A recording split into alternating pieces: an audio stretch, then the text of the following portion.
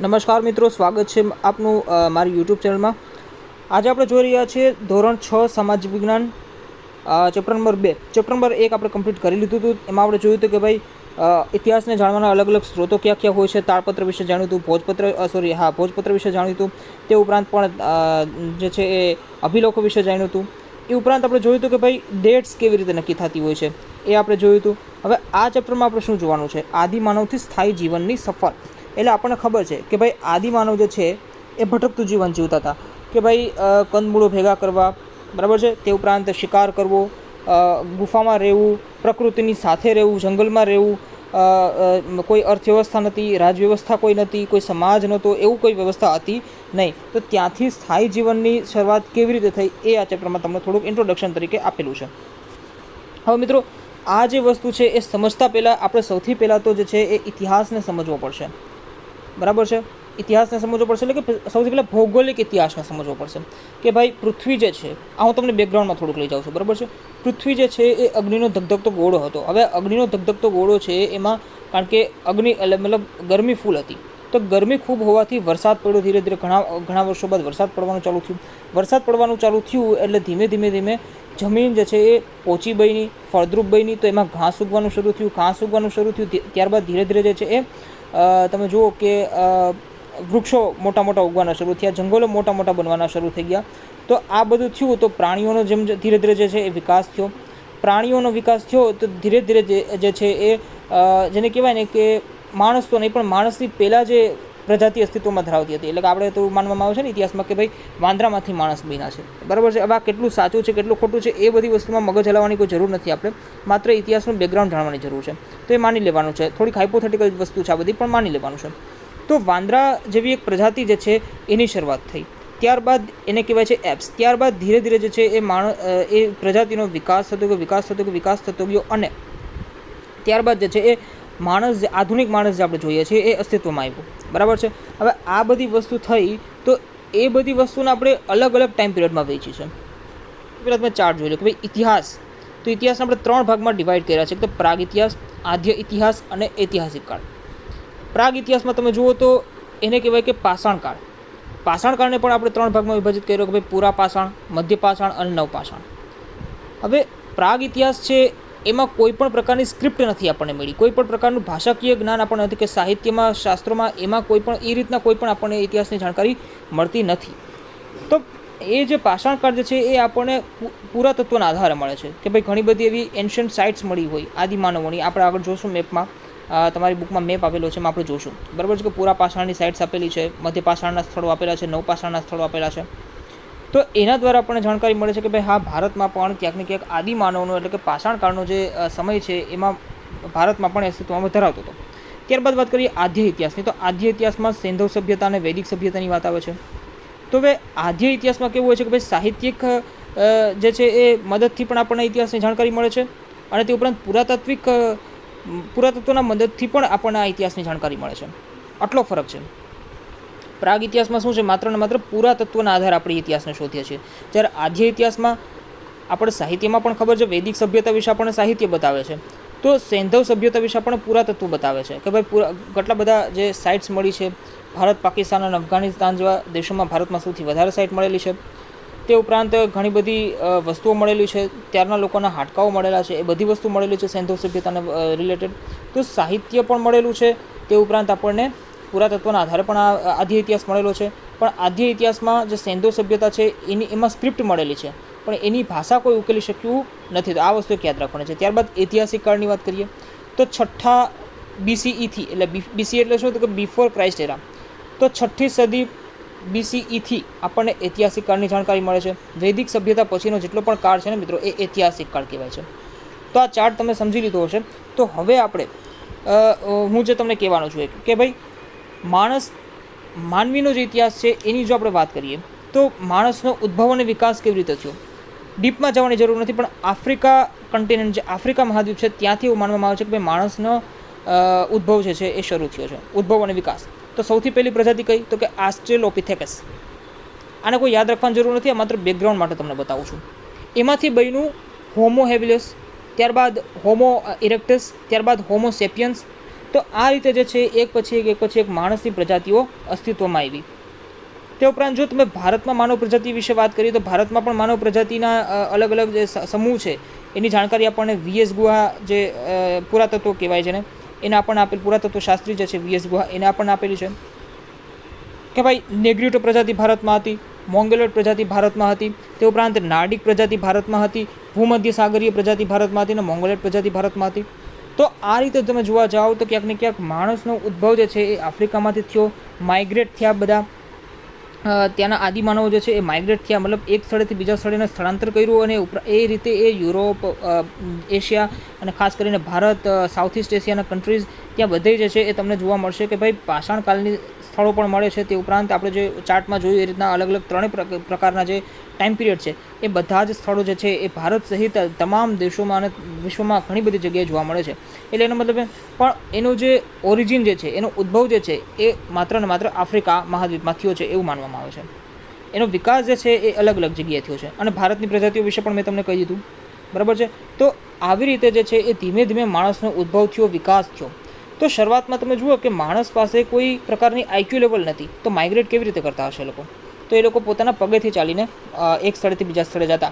તમે તમારી ટેક્સ્ટબુકમાં જુઓ તો આમાં એક લાઈન આપેલી છે કે ભાઈ તે પહેલાં હજારો વર્ષો પહેલાંના માનવી પાસે આવવા જવા માટેના કોઈ જ સાધનો નહોતા.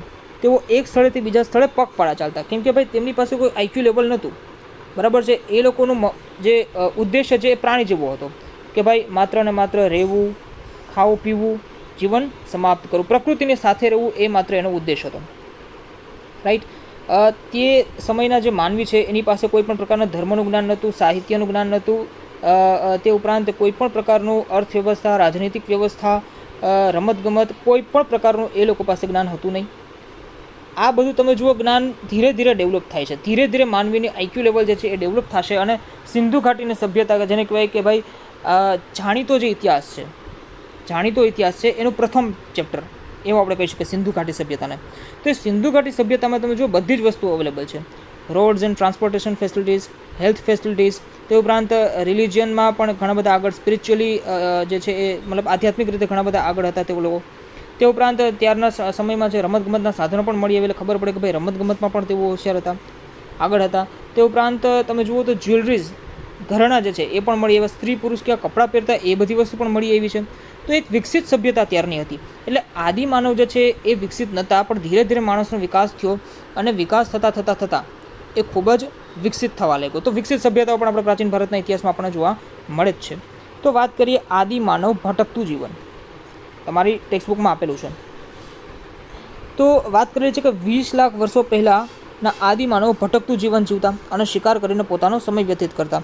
આ અવસ્થાને હન્ટર એન્ડ ગેધરર્સ કહે છે. એટલે કે ભાઈ માત્ર ને માત્ર શિકાર કરવો નહીં, પણ એકઠું કરવું અને શિકાર કરવો. એકઠું શું કરતા એ લોકો? એકઠું કરતા કે ભાઈ કંદમૂળ એકઠા કરતા, તે ઉપરાંત જે ફળો જે છે એ એકઠા કરતા, એ એકઠું કરીને ખાતા. તે ઉપરાંત શિકાર પણ કરતા, બરાબર છે, માંસાહારી પણ હતા તેઓ લોકો. તો શિકાર કરતા, હવે જો શિકાર કરતા એ લોકો, રાઈટ.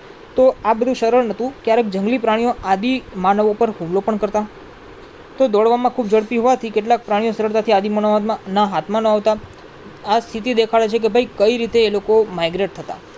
ઘણી વખત એવું બને ને કે ભાઈ પોતે જે એરિયામાં રહે છે એ એરિયાના જે ફળ છે એ પણ થોડાક ટાઈમ પૂરતા મર્યાદિત હોય, તો થોડાક ટાઈમ પૂરતા એ લોકો પૂરા થઈ જાય, પ્લસ શિકાર પણ ના કરી શકે. તો શિકારની શોધમાં દોડમાં એ લોકો એક સ્થળેથી બીજા સ્થળે જે છે એ જાતા, ભટકતા. તો આને કહેવાય આદિમાનવનું ભટકતું જીવન. કોઈ સ્થાયી જીવન નહોતું કે ભાઈ એક જગ્યાએ રહી, નદી કાંઠે રહી અને ગામડું વિકસાવીએ, ત્યાં કૃષિ કરીએ, નાની એવી સારી અર્થવ્યવસ્થા હોય, રાજ શાસન કરીએ, તે ઉપરાંત શિક્ષણ વ્યવસ્થા મેળવીએ, ધર્મનું જ્ઞાન મેળવીએ, સંસ્કૃતિનો વિકાસ થાય, આવી કોઈ પણ પ્રકારની વ્યવસ્થા હતી નહીં. એટલે આને કહેવાય આદિમાનવ ભટકતું જીવન. માત્ર એ લોકો ભટકતા. અને શેના માટે ભટકતા?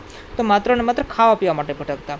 કોઈ પણ પ્રકારની આઈક્યુ લેવલ ડેવલપ હતી નહીં. અત્યારના આપણે જે જીવીએ છીએ તો આપણે કેવું જીવીએ છીએ ભાઈ? આપણે શાસનથી જીવીએ છીએ, પ્રશાસનથી જીવીએ છીએ અને કોઈ વસ્તુને મેળવવા માટે જીવીએ છીએ, કોઈ ઉદ્દેશ્યથી જીવીએ છીએ. માત્ર ને માત્ર ખાવા પીવા માટે નથી જીવતા. એટલા જ માટે આજનો જે માનવી છે, આજનો માનવી એટલે એમાં હજારો વર્ષ જૂનો માનવી પણ આવી ગયો, બરાબર છે. આદિમાનવની વાત નથી ટૂંકમાં.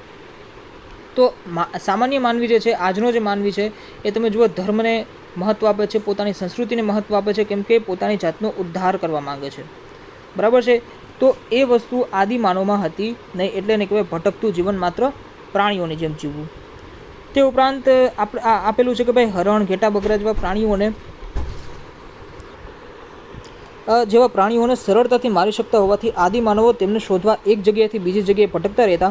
એ ઉપરાંત તમે જુઓ કે પાણી ખૂબ મહત્ત્વનું છે, તો પાણી માટે પણ એ લોકોને પાણીની જરૂરિયાત હોય તો એના માટે પણ એ લોકોને ભટકવું પડતું. તો આવું એનું જીવન હતું. બરાબર છે. આગળ વધીએ તો હવે ભારતની વાત આવે છે કે ભાઈ ભારતમાં આદિમાનવના વસવાટના સ્થળો, ભારતનો જે ઇતિહાસ છે એની અહીંથી ક્યાંક ને ક્યાંક આપણે એમ કહી શકીએ કે ભાઈ શરૂઆત થઈ છે. બરાબર છે. તો આપણે 3 ટર્મિનોલોજી અહીં છે. એક તો પુરાતત્વશાસ્ત્રીઓ, તે ઉપરાંત નૃવંશશાસ્ત્રીઓ અને ઇતિહાસકારો. ચેપ્ટર પહેલામાં મેં તમને પુરાતત્વશાસ્ત્રીઓ વિશે સમજાવ્યું હતું, તે ઉપરાંત ઇતિહાસકારો વિશે સમજાવ્યું હતું. તો આ નૃવંશશાસ્ત્રીઓ વળી શું નવી ટર્મ આવી છે? તો નૃવંશશાસ્ત્રીઓને કહેવાય કે ભાઈ ઇંગ્લિશમાં કહેવાય કે ભાઈ એથનોગ્રાફર્સ. બરાબર છે. કે એવા આ લોકો એવા વ્યક્તિ હોય કે જે અલગ અલગ પ્રકારના જે કલ્ચરલ ગ્રુપ્સ છે, સાંસ્કૃતિક સમૂહો છે, સમાજમાં જે અલગ અલગ સાંસ્કૃતિક સમૂહો છે એના ઉપર રિસર્ચ કરવાનું કામ કરે. બરાબર છે. એ લોકોનું એના ઉપર અભ્યાસ કરવાનું કામ કરે છે. તો એ લોકોને કોણ કહેવાય કે નૃવંશશાસ્ત્રીઓ કહેવાય. બરાબર છે. એને ઇંગ્લિશમાં કહેવાય એથનોગ્રાફર્સ. તો આમાં શું વાત કરવામાં આવેલી છે કે ભાઈ પુરાતત્વશાસ્ત્રીઓ કયો કે ભાઈ નૃવંશશાસ્ત્રીઓ કયો અથવા તો ઇતિહાસકારો કયો, આ બધાએ મળીને ભારતના આદિમાનવના વસવાટના જે છે એ અનેક સ્થળો શોધી કાઢ્યા છે. હમણાં આપણે આગળ જોશું મેપમાં કે ભાઈ અલગ અલગ જગ્યાએ ભારતમાં અલગ અલગ સાઇટ્સ મળી છે. ક્યાંક પ્રાગ ઇતિહાસની સાઇટ્સ મળી છે, એટલે કે પાષાણકાળના પણ 3 આપણે ભાગ જોયા હતા. તો એ અલગ અલગ ટાઈમના અલગ અલગ લોકોની સાઇટ્સ મળી છે. એમાં આદિમાનવ જે છે એ ક્યાંક વસવાટ કરતા હતા. તો અનેક સ્થળો શોધી કાઢ્યા છે. બરાબર છે. તે ઉપરાંત એ લોકો સ્થળો નથી શોધી કાઢ્યા માત્ર, એ લોકો કયા કયા ઓજારોનો ઉપયોગ કરતા તો એની પણ માહિતી આપણને મળે છે. ભાઈ પથ્થર અને લાકડાના ઓજારોનો ઉપયોગ કરતા. હવે સિમ્પલ વાત છે કે એ લોકો પાસે આઈક્યુ લેવલ નહોતું. મેં તમને પહેલાં જ કીધું હતું, આઈક્યુ લેવલ એ લોકો પાસે હતું નહીં. તો એ લોકો કોઈ મેટલ્સ છે, ધાતુ છે, એની ત્યારના ટાઈમમાં જે છે એ શોધ થઈ હતી નહીં. તો માત્ર ને માત્ર પથ્થર અને લાકડાનો ઉપયોગ કરતા ને એ પણ શું કામ કરતા? તો કે ભાઈ પ્રાણીઓ જે છે એને મારવા માટે ઉપયોગ કરતા, પ્લસ આગ પેટાવવા માટે પણ પથ્થરોનો ઉપયોગ કરતા. 2 પથ્થરને ઘસો તો આગ પ્રગટે. આગની શોધ તો આગળ જતાં થઈ, પણ તે ઉપરાંત અહીંયા વાત થઈ એટલે મેં કીધું કે ભાઈ પથ્થરોને ઘસવાથી આગ થાય તો એના માટેનો ઉપયોગ કરતા, પ્લસ લાકડાના હથિયારોનો ઉપયોગ કરતા. હવે ત્યારના સમયમાં કોઈ યુદ્ધ તો થતા નહીં કે ભાઈ પોતાની ક્ષેત્ર જે છે અંગ્રેજોએ જેમ અહીંયા ટેરિટરીઝ જે છે એ પોતાની વિકસાવી. તો એ સમયમાં કંઈ એવું તો એ લોકોને આદિમાનવને હતું નહીં કે ભાઈ મારો વિસ્તાર છે, અમે અહીંયા રાજ પ્રશાસન કરશું. તો લાકડાના હથિયારનો ઉપયોગ તો માત્ર શિકાર કરવા માટે થતો. પ્લસ જે છે એ રાત્રિ ત્યારે પ્રકાશની કોઈ વ્યવસ્થા હતી નહીં, તો રાત્રે જે છે એ લોકો પ્રાણીઓ જે છે એ આનો શિકાર આ લોકોને મારે નહીં. તો એના માટે પણ પથ્થર અને લાકડાનો એ લોકો ઉપયોગ કરતા. ઓજારોનો ઉપયોગ કરતા, લાકડાના ઓજારોના હથિયાર અને લાકડાના ઓજારોનો ઉપયોગ કરતા. ક્યારેક હાડકાના ઓજારોનો પણ ઉપયોગ કરતા, પ્રાણીઓને મારીને હાડકાના ઓજારોનો ઉપયોગ કરતા. શિકારી અને ભટકતું જીવન જીવતા માનવો પથ્થરની ટેકનોલોજી સાથે સંકળાયેલા હોવાથી આ સમયને પાષાણ યુગ કહે છે. પાષાણ યુગની તમે એકચ્યુઅલ ડેફિનેશન જુઓ ને, સ્ટોન એજ, જેને સ્ટોન એજ કહેવાય. આપણે પાછળ જોઈ ગયા, શરૂઆત જ પાષાણ યુગથી થાય છે. પથ્થરનો ઉપયોગ કરીને લોકો જીવતા. પથ્થરની ટેકનોલોજીનો બીજી કોઈ પણ પ્રકારની technology, advance technology, modern technology તે ટાઈમમાં હતી નહીં. એન્શિયન્ટ ટેકનોલોજી પણ નથી, પ્રાચીન ટેકનોલોજી પણ નથી. એનાથી પણ જૂની પાષાણની પથ્થરની ટેકનોલોજી કહેવાય છે. અલગ અલગ તમે જુઓ કે પાષાણ યુગીન હથિયારો અહીં આપેલા છે. એના વિશે ડીપમાં જવાની કોઈ મતલબ નથી, જરૂર રહેતી નથી. બરાબર છે. હવે તમે જુઓ કે ભારતમાં જે છે એ પાષાણકાલીન માનવ વસાહ હતો. પાષાણકાળ પણ જે છે એ એક પ્રકારનું નહોતું. એની અંદર પણ 3 ભાગમાં જે છે પાષાણકાળને પણ ડિવાઈડ કર્યા છે. ક્યાં 3 ભાગમાં ડિવાઈડ કર્યા છે તમે ચાર્ટ યાદ કરો જરાક, તમે સ્ક્રીનશોટ લીધેલો હશે ચાર્ટનો. બરાબર છે. પૂરા પાષાણકાળ, તે ઉપરાંત મધ્ય પાષાણકાળ અને નવ પાષાણકાળ. હવે આની અંદરનું જે ટાઈમ પિરિયડ છે એને આપણે જોવાની કોઈ જરૂરત રહેતી નથી. તો અહીંયા વાત કરીએ કે જે પૂરા પાષાણિક જે સ્થળ છે કે જેને સૌથી જૂના સ્થળો કહેવાય છે, તો એ વિશે પણ આપણને જાણકારી મળે છે. એમાં સૌથી ફેમસ જે હોય ને મિત્રો, તો એ જે ભીમબેટકા. આના વિશે ઘણી વખત MCQ પણ પૂછાઈ જતા હોય છે ક્લાસ 3માં. ભીમબેટકા ઉપર પૂછાઈ જ ગયા છે. હવે પૂછવાની સંભાવના ઓછી છે, પણ પૂછાઈ ગયા છે. તો ભીમબેટકા બહુ ફેમસ નામ છે. ભીમબેટકા જે MP માં આવેલું છે. તે ઉપરાંત નવપાષાણિક સ્થળની વાત કરીએ, તે ઉપરાંત મહાપાષાણિક સ્થળની વાત કરીએ. મહાપાષાણિક સ્થળમાં તમે જુઓ તો લાંધણજ, ચાર્ટમાં પણ મેં તમને મૂકેલું છે. ગુજરાતમાં આવેલું છે લાંધણજ જે છે એ કયો કે મધ્ય પાષાણિક સાઇટ છે. તે ઉપરાંત નવપાષાણિક સાઇટની આપણે વાત કરીએ તો એ આપણે આવે છે પાકિસ્તાનમાં મેરગઢ. બરાબર છે. તો આ બધા ઇમ્પોર્ટન્ટ જે સ્થળો છે એ ખૂબ જ ઉપયોગી છે. તે ઉપરાંત કુર્નૂલની ગુફાઓ તમે જો પૂરા પાષાણિક સ્થળની અંદર વાત કરીએ તો કુર્નૂલની ગુફામાં જે છે એ સાઉથ ઇન્ડિયામાં આવેલી છે. એમાં પણ તમે જુઓ કે અગ્નિના અવશેષો મળી આવ્યા છે. એટલે એનો મતલબ એમ રાખના અવશેષો મળી આવ્યા છે. એટલે એનો મતલબ એમ કે તે લોકો અગ્નિથી પરિચિત હતા. બરાબર છે, અગ્નિથી અજાણ નહોતા એ લોકો. તો એ અહીંયા વાત કરેલી છે, એ તમે તમારી રીતે અભ્યાસ કરી શકો છો ચાર્ટનો, મેપનો. ઓકે. તે ઉપરાંત અહીં વાત કરવામાં છે કે આદિમાનવ વૃક્ષની છાલ અને પ્રાણીઓના ચામડાનો શરીર ઢાંકવા માટે ઉપયોગ કરતા. હવે તો સિમ્પલ વાત છે, આના માટે તો કંઈ બીજું કંઈ સમજાવવાની જરૂરિયાત રહેતી નથી. હા, એક છે કે ભાઈ મેં તમને કીધું એમ કે સિંધુ ઘાટી સભ્યતાની તમે વાત કરો તો સ્ત્રી પુરુષો જે છે એ અલગ અલગ વસ્ત્રો પરિધાન જે છે એ ધારણ કરતા હતા, પોશાક ધારણ કરતા હતા. આ લોકોમાં એવી વ્યવસ્થા હતી નહીં. આ લોકો વૃક્ષની છાલનો ઉપયોગ કરતા અને કાં તો પ્રાણીઓના ચામડાનો ઉપયોગ કરતા. આમ જોવા જઈએ ને તો આ લોકો કોઈ પણ પ્રકારના વસ્ત્રોનો ઉપયોગ કરતા નહીં આદિમાનવો. પણ માની લો કે ઠંડીની ખૂબ ઋતુ છે અથવા તો વરસાદ છે, તો એના માટે શરીરનું રક્ષણ માત્ર કરવા માટે એ લોકો આ પ્રકારના જે વસ્ત્રો તરીકેનો ઉપયોગ કરતા. બાકી એ લોકો પાસે કોઈ સંસ્કૃતિનું જ્ઞાન નહોતું, કલ્ચરલ પીપલ નહોતા, ધર્મનું કોઈ જ્ઞાન નહોતું. તો શરીરને ઢાંકવાનો મતલબ એના માટે એટલો થતો કે શરીરને રક્ષણ મેળવવા. આપણે લોકો શું કરીએ, શરીરને રક્ષણ મેળવવા પ્લસ મર્યાદામાં બંધાયેલા છે. તો આ વસ્તુથી, કેમ કે આપણે ડેવલપ્ડ સિવિલાઇઝેશનમાં અત્યારે રહીએ છીએ, બરાબર છે. ચલીએ આગળ વધીએ છીએ આપણે. તો તમે જુઓ કે ભારતમાં જે છે એ ઘણી બધી જગ્યાએ આદિમાનવ રહેતા હશે, એ આપણે નકશામાં જોયું છે. બીજું એ કે ભાઈ જ્યાં સારા અને મોટા પ્રમાણમાં પથ્થરો, લાકડા અને પાણી મળી રહે એવા સ્થળે રહેવાનું તેઓ પસંદ કરતા. એનું કારણ છે કે ભાઈ લાકડા, કોઈ પણ બીજી પ્રકારની ટેકનોલોજી એ લોકો પાસે હતી નહીં, પાષાણકાલીન સમય હતો. તો પથ્થર અને લાકડા અને પાણી આ ત્રણ જેની બેઝિક નીડ હતી. આપણે કહીએ ને કે ભાઈ રોટી, કપડાં, મકાન, અત્યારે તો એનાથી પણ એડવાન્સ વસ્તુ આવી કે ભાઈ ઇન્ટરનેટ વગર પણ આજે નથી ચાલતું. ઇન્ડિયન ઇકોનોમીનો સબ્જેક્ટ છે એ વસ્તુ, એ આપણે ભણશું આગળ 9મા ધોરણમાં, 10મા ધોરણમાં. અહીંયા વાત છે કે પથ્થરો, લાકડા અને પાણી એના માટે બેઝિક નીડ હતી. તો એના વગર એ લોકો ન ચાલે. તો ભાઈ આ વસ્તુ સિમ્પલી જ્યાં મળી રહે ને તો એ લોકો ત્યાં રહી જાય. પાછી આ વસ્તુની જરૂર બીજે ત્યાંથી પૂરી થઈ જાય ને તો એ લોકો ભટકતું જીવન જતા, એટલે કે બીજે ત્યાં વયા જતા, બરાબર છે. તે ઉપરાંત વરસાદ અને જંગલી પ્રાણીઓથી પોતાનું રક્ષણ કરવા તેઓ પ્રાકૃતિક ગુફામાં રહેતા.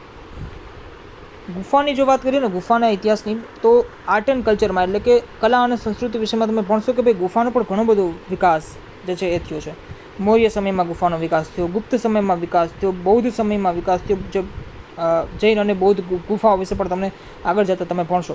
પણ આદિમાનવો જે છે એ પ્રાકૃતિક ગુફામાં રહેતા. એ ગુફાઓનો એ લોકોએ વિકાસ નથી કરેલો, પ્રકૃતિએ જે ગુફા બનાવી આપી છે એમાં જ એ લોકો નિવાસ કરતા.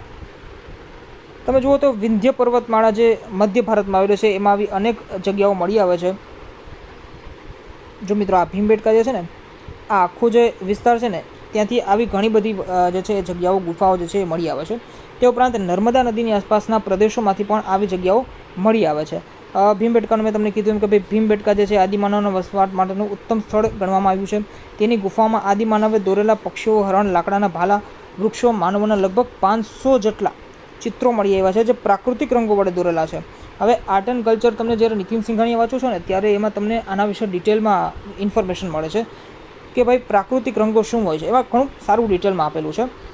તો એ લોકોએ કોઈ આર્ટિફિશિયલ કલર બનાવીને એ વસ્તુ નથી બનાવેલી, પ્રાકૃતિક રંગોનો ઉપયોગ કર્યો. તો આજની તકમાં પણ આટલા વર્ષો થઈ ગયા, આટલા ઘણા બધા એમ કે યુગ જે છે એ પૂરો થઈ ગયો છે, તો પણ એ રંગ જે છે એ એઝ ઇટ ઇઝ હજી એવા ને એવા જ છે અને આપણને બધી જ વસ્તુ જે છે એ જોવા મળે છે, બરાબર છે. આ વાત કરીએ અગ્નિ અને ચક્રનો ઉપયોગ અને શોધ. હવે મેં તમને જેમ કીધું એમ કે ભાઈ અગ્નિ અને ચક્રનો ઉપયોગ અને શોધ, તો મેં તમને કીધું હતું કે ભાઈ અગ્નિની જે શોધ છે એ ત્યારના સમયમાં થઈ ગઈ હતી. તમે જુઓ કે આ પેલી સાઈડ છે કુર્નુલ. મેં તમને કીધું હતું કે ભાઈ કુર્નુલમાં જે છે એ રાખના અવશેષો મળ્યા છે. તો હા, મળ્યા છે. આદિમાનવોની ગુફામાંથી રાખના અવશેષો મળ્યા છે. હવે રાખના અવશેષો મળ્યા છે એટલે એનો મતલબ શુદ્ધ એમ થયો કે ભાઈ એ લોકો અગ્નિથી તો પરિચિત હતા. લગભગ 11,000 વર્ષ પહેલાં માનવી જે છે અગ્નિનો ઉપયોગ કરવા લાગ્યો હતો એવું ઇતિહાસકાર જણાવે છે. અગ્નિના ઉપયોગે એમના જીવનમાં ક્રાંતિકારી પરિવર્તન લાવ્યું. શું ક્રાંતિકારી પરિવર્તન લાવ્યું છે? અગ્નિ જે છે એ ખૂબ મહત્ત્વની વસ્તુ છે. અગ્નિની શોધ થઈ એટલે એનો મતલબ એમ કે ભાઈ એ લોકો પહેલાં જે કાચું પાકું જે ભોજન કરતા, બરાબર છે, તો એમાંથી એનું જે ભોજન છે એ પાકેલું ભોજન થઈ ગયું. તો જો માંસને એ લોકો શેકીને ખાતા, ભાઈ ખાતા માંસાહારી હતા તો માંસાહારી જ, બરાબર છે, પણ હવે એ લોકો એને શેકવા લાગ્યા. એટલે એક આઈક્યુ લેવલ જે છે એની વાત કરીએ આપણે, એની સમજદારીની વાત કરીએ અથવા તો માનવીના વિકાસની વાત કરીએ તો એક સ્ટેપ માનવી ઉપર ગયો. પહેલાં બિલકુલ પ્રકૃતિ સાથે જીવતો. પ્રકૃતિ સાથે જીવવાનો મતલબ શું? તો કે પ્રકૃતિમાં જે રીતે અવેલેબલ છે એઝ ઇટ ઇઝ વસ્તુ જ આપણે કન્ઝ્યુમ કરવાની. કોઈ પણ વસ્તુ હોય, કંઈક વસ્ત્રો નહીં પહેરવાના. પ્રકૃતિએ વસ્ત્રો આપણને નથી આપેલા. માણસે એની ધર્મ, સંસ્કૃતિ અને વિકાસના આધારે એ વસ્ત્રો પહેરતો થયો માણસ. આપણે જે પાકેલું ભોજન ખાય છે, પ્રકૃતિ આપણને પાકેલું ભોજન નથી આપતી. પ્રકૃતિ આપણને કાચું, મકાઈ જે છે એ કાચી હોય છે, ટમેટું જે છે એ કાચું હોય છે. એ વસ્તુ આપણે એઝ ઇટ ઇઝ ખાય તો પ્રકૃતિ સાથે રહીએ છીએ આપણે. તે ઉપરાંત ઘર જે છે એ પ્રકૃતિ આપણને નથી આપ્યું, એ માનવીએ પોતાની વિકાસ, પોતાની સમજદારી શક્તિથી ઘર બનાવેલું છે. તો ઘર જો માણસે પોતાની સમજદારીથી બનાવેલું છે, પણ એ જ જગ્યાએ જો માણસ, પ્રકૃતિએ તો ગુફા આપેલી છે ને ભાઈ, તો ગુફામાં જો માણસ રહે તો માણસ પ્રકૃતિ સાથે રહે છે. તો એક સમય એવો હતો કે માણસ જે છે એ પ્રકૃતિ સાથે રહેતો હતો. તો અહીંયા એવું કીધું કે ભાઈ ક્રાંતિકારી પરિવર્તન, તો હા, ખરેખર ક્રાંતિકારી પરિવર્તન જ કહી શકાય. કેમ કે માંસને શેકીને ખાવું, એનો મતલબ એમ કે માણસે પોતાની બુદ્ધિશક્તિનો ઉપયોગ કર્યો, અને બુદ્ધિશક્તિનો ઉપયોગ કરી અને પ્રકૃતિની સાથે એ રહેતો હતો. તો એ હવે થઈ ગયું કે માણસ ક્યાંક ને ક્યાંક જે છે એ પોતાની અવસ્થા બદલે છે. બરાબર છે. તો અગ્નિનો ઉપયોગ પ્રકાશ મેળવવા માટે થવા માંડ્યો. તે ઉપરાંત જંગલોમાં પ્રાણીઓથી તેઓ પોતાનું રક્ષણ કરી શકતા. જો બે વસ્તુ અહીં થઈ અગ્નિથી, એક તો માંસને શેકવું, અને તે ઉપરાંત પ્રકાશ મેળવવા એનો ઉપયોગ થતો. પ્રકૃતિએ આપણને સૂર્યપ્રકાશ આપ્યો છે, તો સૂર્યપ્રકાશનો ઉપયોગ કરો તો આપણે પ્રકૃતિ સાથે રહીએ છીએ. પણ રાત્રિ પ્રકાશની વ્યવસ્થા પ્રકૃતિએ આપણને નથી આપી. ચંદ્ર જે છે એ પૂનમના દિવસે ખૂબ ચમકે છે, ત્યારે રાત્રિ પ્રકાશ તમને દેખાય છે. અમાસના દિવસે રાત્રિ પ્રકાશ નથી હોતો. પણ જો માનવી અગ્નિ દ્વારા અથવા ઇલેક્ટ્રિસિટી દ્વારા જો પ્રકાશનો ઉપયોગ કરે છે રાત્રિ દરમિયાન પણ, તો એ માણસ જે છે એ ક્યાંક ને ક્યાંક તમે કહી શકો કે પોતાની વિકાસનું પ્રતીક છે, માણસની બુદ્ધિશક્તિનું પ્રતીક છે. તો કહેવાનો મતલબ એમ છે કે આ ક્રાંતિકારી પરિવર્તન એ જ છે કે ભાઈ અગ્નિ અને ચક્રનો ઉપયોગ થવા લાગ્યો હતો. એના દ્વારા માનવી જે છે ક્યાંક ને ક્યાંક પ્રકૃતિ સાથે રહેતો, પ્રકૃતિ પ્રેમી હતો, પ્રકૃતિ સાથે રહેતો, તે હવે ક્યાંક ને ક્યાંક પોતાનું જીવન ટ્રાન્સફોર્મ કરી રહ્યો છે. બીજું કે ભાઈ અગ્નિના ઉપયોગની જેમ જ તેમના જીવનમાં મહત્ત્વનું પરિવર્તન લાવનાર માધ્યમ હતું એ હતું ચક્ર. કે ભાઈ ઝાડના થડ અને ઝાડા લાકડામાંથી તેઓ ચક્ર એટલે કે પૈડું બનાવતા શીખા, ચક્ર બનાવતા શીખા. એટલે એનો મતલબ શું કે હવે એ લોકો જ્યારે એક સ્થળથી બીજા સ્થળે જવું હોય તો ક્યાંક ને ક્યાંક તમે જુઓ કે એ પોતાના પગનો ઉપયોગ નથી કરતા. પ્રકૃતિ જે છે એ આપણને પગના ઉપયોગ દ્વારા એક સ્થળેથી બીજા સ્થળે જવાની અનુમતિ આપે છે. પણ માનવ પોતાના વિકાસ દ્વારા ચક્રનો ઉપયોગ કર્યો, એને તો ચક્રનો ઉપયોગ કર્યો એટલે પગનો ઉપયોગ બંધ થયો. એટલે કે લાંબી સ્થળે જો સ્થળાંતરણ કરવું છે તમારે, તો તમે ફેસિલિટીઝ તમને પ્રોવાઈડ થઈ, તમે તમારી જાતને, માનવે પોતાની જાતને ફેસિલિટી પ્રોવાઈડ કરી. તો આ વસ્તુ છે, આ રીતે સમજવાની વસ્તુ છે. હવે વાત કરીએ આપણે આગળ બદલાતા પર્યાવરણની. તો તમે જુઓ કે આજથી લગભગ 12,000 વર્ષો પહેલાં બિલકુલ હાઇપોથેટિકલ વસ્તુ છે આ. બરાબર છે. કલ્પના, સાવ સાદી ભાષામાં આપણે કહીએ કલ્પના, આ બધું કાલ્પનિક છે. આ તમારા જે કહો ને કે બેકગ્રાઉન્ડ માટેની સ્ટોરી ટાઈપ છે. આવું હોય ન હોય એવું કોઈ ચોક્કસપણે ના કહી શકાય. વર્ડ તમે જુઓ લગભગ. બરાબર છે. ચલો, તો દુનિયામાં અનેક ક્ષેત્રોમાં તાપમાન વધતા વનસ્પતિ અને ઘાસના ક્ષેત્રો ઊભા થયા. મેં તમને શરૂઆતમાં જ કીધું. એને પરિણામે હર્બીવોરસ જે છે એની સંખ્યા વધવા લાગી. તમે જુઓ કે વનસ્પતિ અને ઘાસના ક્ષેત્રો ઊભા થયા તો જે પ્રાણીઓ જે છે એ હરણ, ઘેટા, બકરા, આ બધા એ ઘાસને ખાય, વનસ્પતિઓને ખાય, તો એની સંખ્યા વધવા લાગશે ને ભાઈ. કેમ કે સપ્લાય વધી, ડિમાન્ડ જે છે સપ્લાય વધી, તો ડિમાન્ડ જે છે એ હતી પહેલાંથી ઓલરેડી, તો હવે ડિમાન્ડ પણ એ લોકોને પૂરી પડે છે. તો એનો મતલબ શું થયો કે ભાઈ હવે એની સંખ્યા વધવા લાગશે. બરાબર છે. તો તૃણાહારી પ્રાણીઓ એટલે ક્યાંક ને ક્યાંક તમે એમ કહી શકો કે ભાઈ વનસ્પતિઓ અને ઘાસ ને એવું બધું ખાનારા જે પ્રાણીઓ છે ને, તૃણાહારી શાકાહારી પ્રાણીઓ ખાસ કરીને કહેવાય, શાકાહારી પ્રાણીઓ જે છે એની સંખ્યા વધવા લાગી. એનો લાભ આદિમાનવોને ચોક્કસ મળ્યો. ભાઈ પ્રાણીઓ જે છે એ વધ્યા તો આદિમાનવોને તો જે છે એ લાભ મળવાનો જ છે. કેમ કે આવા પ્રાણીઓની રીતભાતોનો અભ્યાસ કરવા લાગ્યા, અને આમ તેમનો માનસિક વિકાસ પણ થવા લાગ્યો. બરાબર છે. પ્રાણીઓ ઉપર તેનું ઓબ્ઝર્વેશન કર્યું અને એ લોકોનો મેન્ટલી ડેવલપમેન્ટ જે છે એ થવા લાગ્યું. તે ઉપરાંત વાતાવરણની જો આપણે વાત કરીએ તો એના પરિવર્તનને કારણે ઘાસ, વૃક્ષો, વનસ્પતિની સાથે સાથે કૃષિને રિલેટેડ જેટલા પણ વસ્તુ છે, ઘઉં, જવ, અન્ય ધાન્યોના સંપર્કમાં પણ એ લોકો આવ્યા. પથ્થરના ઉપયોગથી સ્ત્રી પુરુષો, બાળકો અનાજના દાણા એકત્રિત કરતા, અને આ કાર્ય જે છે એ ધીમે ધીમે ભારતમાં કૃષિની શરૂઆત કરવા લાગી છે. તમે જુઓ કે કૃષિની જો આપણે વાત કરીએ ને મિત્રો, તો સૌથી પહેલાં ભારતીય ઉપમહાદ્વીપની આપણે વાત કરીએ.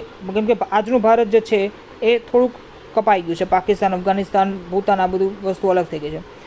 તો ભારતીય ઉપમહાદ્વીપની વાત કરીએ તો ઉત્તર પશ્ચિમ ભાગ જે છે ને ત્યાંથી કૃષિની શરૂઆત થઈ છે. ઉત્તર પશ્ચિમ ભાગ એટલે કયો? પશ્ચિમોત્તર ભાગ કહી શકો. આ ભાગ આખો અહીંયા ક્યાંક ને ક્યાંક જે છે એ કૃષિની શરૂઆત થઈ છે. આ સમયમાં. તો ચલો, તો હવે આ રીતે જે છે એ લોકો પાકોની કોન્ટેક્ટમાં આવ્યા, તો એ રીતે કૃષિની શરૂઆત થવા લાગી. હવે તમે જુઓ કે કૃષિની શરૂઆત લાગી, ધાન્ય ઉગાડવા માટે પથ્થરનો ઉપયોગ કરવા લાગ્યા. આજે મોડર્ન ટેકનોલોજી છે તો આપણે મશીનરીઝનો ઉપયોગ કરીએ છીએ, ઇન્ડિયન ઇકોનોમીમાં આવશે. બરાબર છે કે કૃષિને આગળ વધારવા માટે કેટલો બધો વિકાસ કરીએ છીએ આપણે. પણ ત્યારના સમયમાં જે છે એ ધાન્ય ઉગાડવા માટે માત્ર પથ્થરનો ઉપયોગ કરતા હતા. પણ પથ્થરનો તો ઉપયોગ કરવા લાગ્યા, એ પહેલાં તો એ પણ હતું નહીં. નદીના કિનારાની આસપાસ ધાન્ય ઉગાડવા લાગ્યા. કેમ ભાઈ? કેમ કે સિંચાઈની વ્યવસ્થા જે છે એ ત્યાંના ટાઈમમાં હતી નહીં. સિંચાઈથી લોકો પરિચિત નહોતા કે ભાઈ એવું મગજ ન ચાલતું કે ભાઈ આ રીતે આપણે સિંચાઈ વ્યવસ્થા દ્વારા પણ કૃષિને આગળ વધારી શકીએ. તો કૃષિમાં પાણીની ખૂબ જરૂરત હોય, તો પાણી માટે એ લોકો શું કરતા? ભાઈ નદીની આસપાસનો જે પણ વિસ્તાર છે ત્યાં રહ્યો શાંતિથી, બરાબર છે, કૂવા ને એ બધાની રચના કરો અને આરામથી તમે જે છે એ કૃષિમાં વિકાસ કરો. ધીમે ધીમે કૃષિની શરૂઆત થતાં તેમણે ધાન્ય ઉગતું હોય તેની આસપાસ ગારા માટી ઘાસના મકાનોમાં રહેવાનું પસંદ કર્યું. આ બધી વસ્તુ શું છે? કૃષિ જે છે ને મિત્રો, એ પરમનન્ટ સેટલમેન્ટ હોવું હોય તો જ કૃષિ શક્ય છે. કૃષિની શરૂઆત થાય તો એનો મતલબ એમ કે ક્યાંક એ સભ્યતામાં ક્યાંક ને ક્યાંક વિકસિત, અથવા તો જેને કહ્યું ને કે પરમનન્ટ સેટલમેન્ટ, સ્થાયી જે છે એની સ્થાયી નિવાસની જે છે એ શરૂઆત થઈ જાય. ભાઈ ભટકતું જીવન આપણું હોય કે ભાઈ આજે આપણે અહીંયા છીએ, કાલે આપણે જે છે બીજી જગ્યાએ જવાના છે, તો કૃષિ સંભવ નથી. કૃષિ માટે તમારે રાહ જોવી પડે. આજે પણ તમે જુઓ, રવિ પાક, ખરીફ પાક અને જાયદ પાક, એ રીતના 3 પેટર્નમાં જે છે એ આપણે કૃષિને વિભાજિત કરી છે. તો એનો મતલબ શું કે ભાઈ અલગ અલગ ઋતુઓની અલગ અલગ ધાન્ય પાકો અથવા તો અલગ અલગ વસ્તુઓ બનતી હોય છે. એના માટે તમારે રાહ જોવી પડે, એના માટે તમારે સ્થાયી જે છે એ નિવાસ કરવું પડે કોઈ પણ એક જગ્યાએ. એના માટે તમે ભટકો તો ના ચાલે. તો આનાથી એ સાબિત થાય છે, જો કૃષિની વાત આવી ને એટલે સમજી જવાનું કાંઈથી સ્થાયી જીવનની શરૂઆત થવા લાગી. બરાબર છે. તો તમે જુઓ, સ્થાયી જીવન જીવવું હોય તો માણસે પોતાની જાતમાં વિકાસ કર્યો અને મકાનોમાં રહેવાનું શરૂ કર્યું. ભલે આજના જેવા મકાનો નહીં, પણ ગારા માટી ઘાસના તો મકાનો હતા ને, એમાં રહેવાનું શરૂ કર્યું. ક્રમશઃ ભટકતા જીવનનો અંત આવ્યો અને સ્થાયી જીવનની શરૂઆત થઈ. તેમના સ્થાયી જીવનનો પ્રથમ સાથીદાર કે મિત્ર કૂતરો હતો. એ સિવાય તેઓ ઘેટા બકરા અને ગાય ભેંસ ભૂંડ જેવા પશુઓથી પણ પરિચિત હતા. ભાઈ મતલબ એનું કારણ શું છે? કેમ કે ગાય ભેંસ ઘેટા બકરા બધી વસ્તુ દૂધ આપે છે. હવે તમે જોજો આગળ ધીરે ધીરે રેરિંગ એનિમલ્સ કે જેને કે પાલતુ જે પ્રાણીઓ છે એની પણ પાળવાની આ લોકો શરૂઆત કરી દીધી હતી. તો એના કારણે અહીંયા આપેલું છે કે ભાઈ એ લોકો આ બધા પ્રાણીઓથી પરિચિત હતા. ધીમે ધીમે તેમણે તેમની સાથે સમાયોજન શરૂ કર્યું.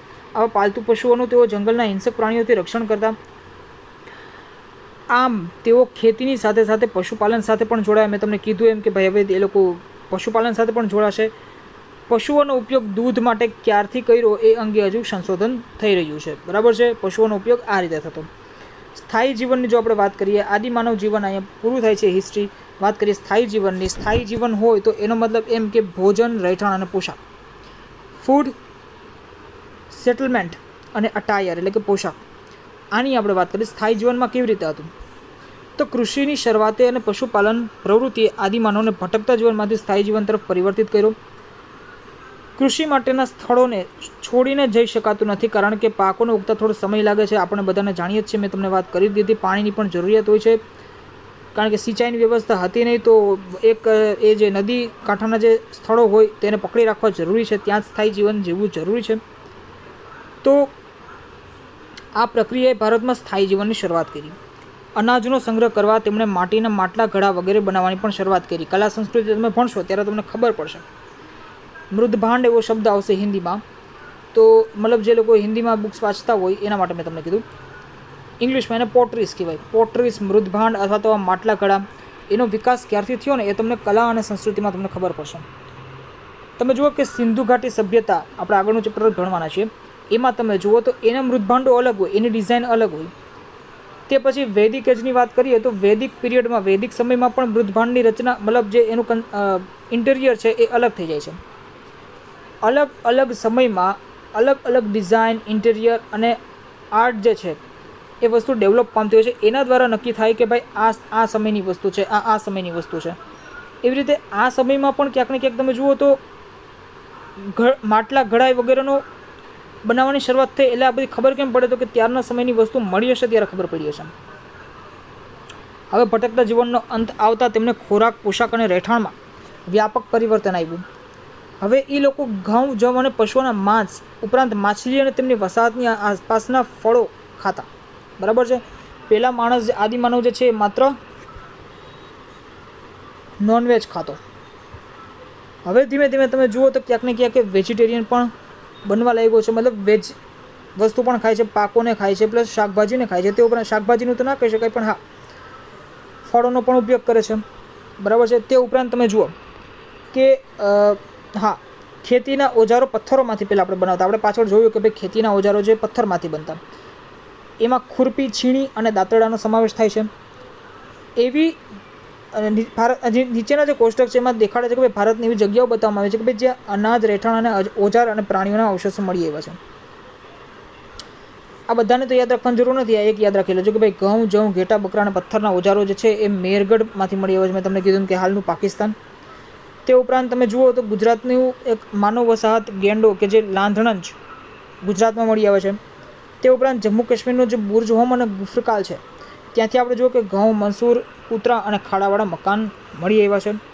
તો આ ફેક્ટ છે. અમુક વસ્તુ ઇમ્પોર્ટન્ટ છે, એ વસ્તુ તમે જોઈ લેજો. બરાબર છે.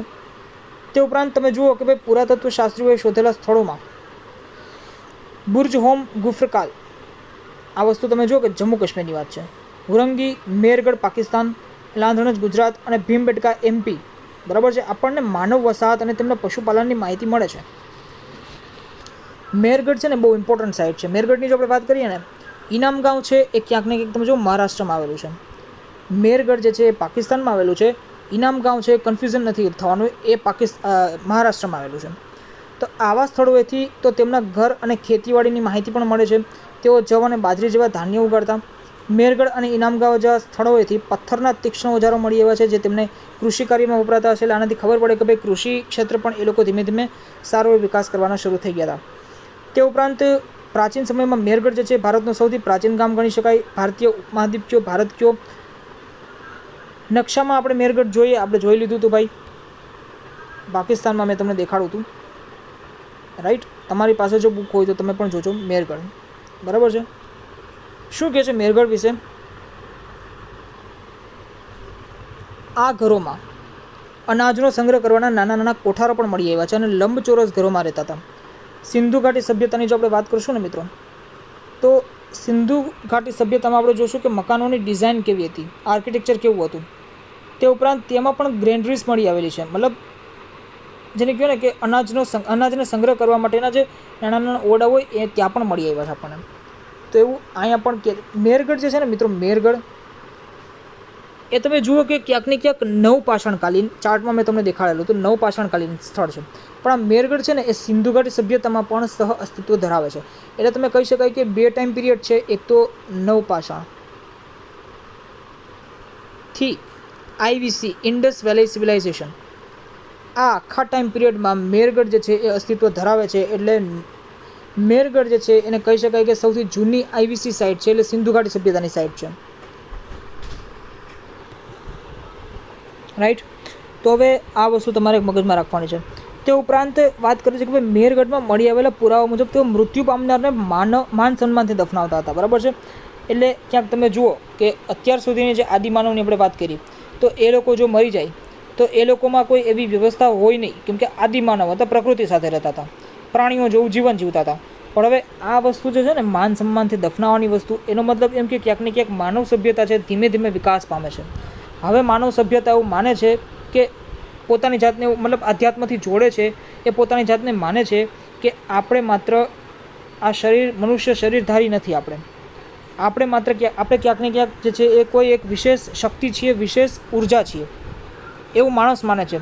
જો કૂતરા અથવા અન્ય જે પશુઓ છે, પક્ષી છે, એ મરી જાય છે તો એ કોઈ એકબીજાને દફનાવતા નથી, કેમ કે એ લોકોની બુદ્ધિ ક્ષમતા નથી એ લોકો પાસે કે આપણે વિશેષ શક્તિ છે, આપણે આત્મા છે, એવું કોઈ આધ્યાત્મિક એ લોકો પાસે જ્ઞાન નથી. પણ માણસ પાસે છે.